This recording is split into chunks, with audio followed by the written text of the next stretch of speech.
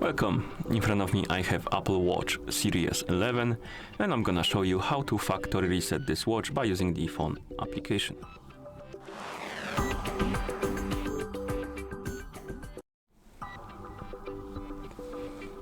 Before we start, if you want to factory reset your watch by using the phone application, your watch needs to be paired with your iPhone via the watch application.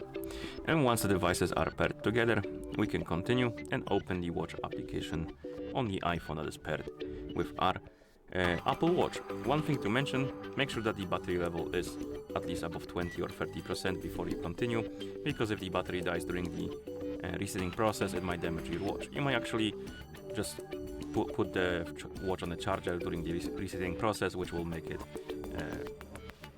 the safest possible way. Okay, now once you're in the app, scroll down and tap on General.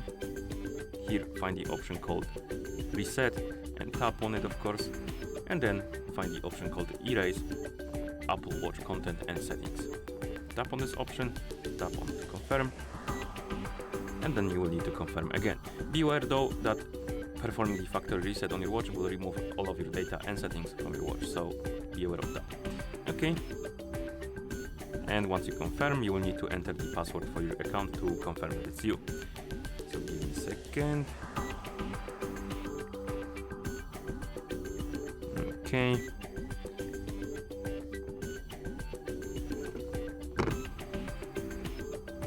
And now let's wait until the process is complete.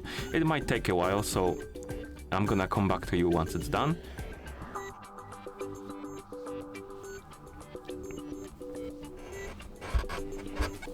And after some time, you should see this animation on the screen of your watch, which means that the factory reset is complete.